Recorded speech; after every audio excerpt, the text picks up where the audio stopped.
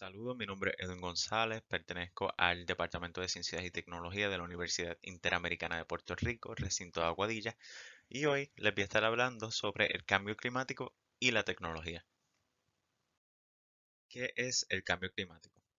Bueno, en pocas palabras, es una variación en el clima ocasionado por acciones ya sean directas, como por ejemplo talar un bosque, o indirectas, como por ejemplo la sobrepoblación de la actividad humana, y que alteran el comportamiento del clima y la composición de la atmósfera. ¿Qué efectos tiene el cambio climático? Bueno, el aumento de las temperaturas, y ese es bastante evidente, eso lo podemos ver prácticamente a simple vista si miramos los países que tienen nieve, hielo, glaciares, donde actualmente lamentablemente se están derritiendo ya. En el segundo punto, la temporada sin heladas y cambios en la temporada de cultivo. Este punto es sumamente importante, y es porque los agricultores tenían ya un patrón destinado prácticamente. O sea, ya ellos esperaban cosechar cierto producto ciertos meses, ¿verdad? Y eso es algo que ya está cambiando. Y es por los distintos factores, ¿verdad? Lluvia, las temperaturas, etcétera. Eh, y la solución que han encontrado es tener una siembra vertical controlada, ¿verdad? Artificialmente. O sea, una siembra adentro de un edificio, de un warehouse, etcétera. Cambios en los patrones de precipitación.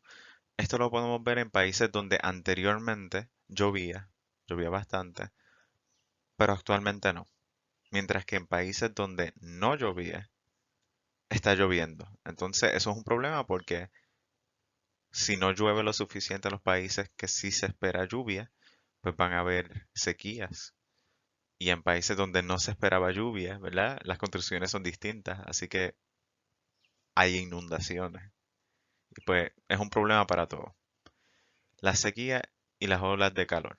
Eso está relacionado con las temperaturas. Eso es una de las causas. Las tormentas y los huracanes con mayor frecuencia e intensidad, ¿verdad? Esto lo estamos viendo donde en países donde usualmente no ocurrían tornados, como por ejemplo en Puerto Rico recientemente hace como 2 días atrás, si no me equivoco, fue el 1 de mayo, ocurrió un tornado en Arecibo y fue el tornado más fuerte que hemos tenido en Puerto Rico, de aproximadamente 103 millas por hora, que eso es bastante preocupante. También donde, ¿verdad? Podemos ver países que no recibían tormenta, que no recibían vientos fuertes, o por lo menos que no los recibían frecuentemente. Lo estamos viendo con mayor frecuencia, y aquí en Puerto Rico, por lo menos, los huracanes los estamos viendo con mayor intensidad. Sí, según estudios, nosotros lo estamos recibiendo con menos frecuencia, pero según esos mismos estudios, pues como mencioné anteriormente, sí los estamos recibiendo con mayor intensidad. Así que eso depende de la región. El aumento en el nivel del mar y los cambios en el Ártico. Los cambios en el Ártico están relacionados a la temperatura nuevamente. El aumento del nivel del mar, ya eso es erosión, ¿verdad? Estamos viendo una erosión y eso lo podemos ver aquí mismo en Puerto Rico. Donde si vamos a la costa y comparamos las imágenes satelitales de una década atrás, 2016, 2010, pues podemos ver un cambio bastante evidente. O sea, la costa se ha estado acercando a las propiedades, e incluso ya hay propiedades en el mar. Así que ya eso lo podemos ver a simple vista y lo estamos viviendo hoy en día. ¿Qué efectos tiene el cambio climático sobre la sociedad? Bueno, en el slide anterior habíamos hablado sobre los efectos que tiene en general, o sea, en el planeta. Y eso va de la mano con la salud de la población, o sea, de las personas, de los animales, etcétera. ¿Por qué? Porque si, por ejemplo, la precipitación, si hay una sequía, vamos a tener un déficit de agua. Probablemente también tengamos un déficit en los alimentos, porque las plantas también necesitan agua. Si hay un aumento de las temperaturas, eso significa también que los rayos ultravioleta están penetrando la Tierra con mayor intensidad. Y eso puede ocasionar un incremento en el cáncer de piel, etcétera. Otro de los problemas que podemos tener son problemas económicos, ¿verdad? Porque la economía cae si no tenemos los recursos para trabajar, para laborar, para tener comida, para tener alimentos, ¿verdad? Medicamentos también, pues la economía se va a caer. Y también podemos tener desplazamientos de poblaciones. Y pues todo esto se debe, ¿verdad? Todos estos problemas se deben a que los problemas que combatimos hoy en día en un futuro se van a intensificar. Y puede que en un futuro nuestro planeta sea inhabitable. ¿Qué acciones aceleran el cambio climático? Bueno, para mencionar algunos puntos está el combustible fósil, ¿verdad? Los combustibles fósiles son carbón, petróleo y gas natural. Estos los utilizamos diariamente para la generación de energía o para la transportación, ya sean, ¿verdad? Vehículos. En el segundo punto, la desforestación. La deforestación juega un rol bien importante porque los árboles son importantes no tan solo para los ecosistemas, sino que también absorben el CO2. Y el CO2 crea como si fuese una burbuja en la atmósfera que absorbe el calor del sol y eso ocasiona, ¿verdad? Ocasiona un incremento en las temperaturas en la Tierra.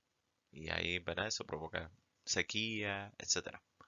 Los mataderos o la producción de carne. Este, este punto es bastante importante porque usted se preguntará, ¿verdad? ¿Cómo comer carne afecta el cambio climático? Y no es necesariamente comer carne, sino que la procesación de esa carne es la que hace daño. ¿Por qué? Porque las fábricas de procesación o los centros de procesación de carne crean gigatoneladas de CO2. El cuarto punto, uso excesivo de recursos, agua, luz, etcétera. Esto tiene que ver mayormente con demanda, ¿verdad?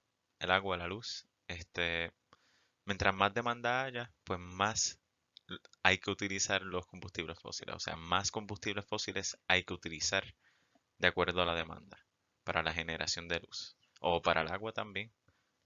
Y pues todo va de la mano. ¿Por qué debemos utilizar la tecnología para combatir el cambio climático? Bueno, pues ya vemos que nuestras acciones y los hábitos que tenemos, ¿verdad? Cosas que hacemos diariamente, todos los días, este, tienen sus consecuencias, ¿verdad? Tienen un efecto negativo en el clima. Pues la tecnología funcionaría como una facilitadora para que nosotros podamos seguir con nuestros hábitos, pero con ciertas modificaciones. O sea, en vez de, por ejemplo, cortar un árbol para hacer papel, pues utilizamos texto, utilizamos una pantalla, el teclado. En vez de utilizar autos con combustible fósil, puede que en un futuro estemos utilizando autos eléctricos, ¿verdad? Puede que la generación de energía en un futuro sea con placas solares en vez de con combustibles fósiles. Y todo eso tiene que ver con la tecnología. Y pues eso, ¿verdad? La tecnología serviría, funcionaría para poder seguir viviendo como lo hacemos ahora, solamente que midiendo nuestras acciones y tomando en consideración otras opciones. ¿Cómo podemos utilizar la tecnología para ayudar? Bueno, gracias a la tecnología tenemos un chance de reducir grandemente los efectos de este fenómeno, el cambio climático. El primer punto habla sobre los autos eléctricos o híbridos.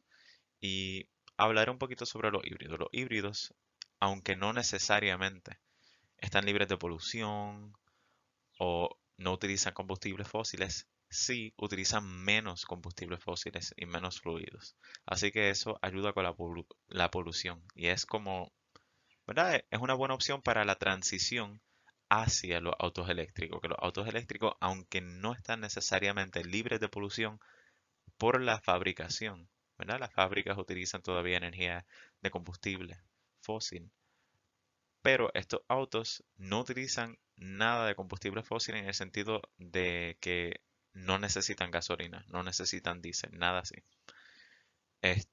Y eso no crea, ¿verdad? No crea polución. O sea, los autos eléctricos están libres de polución.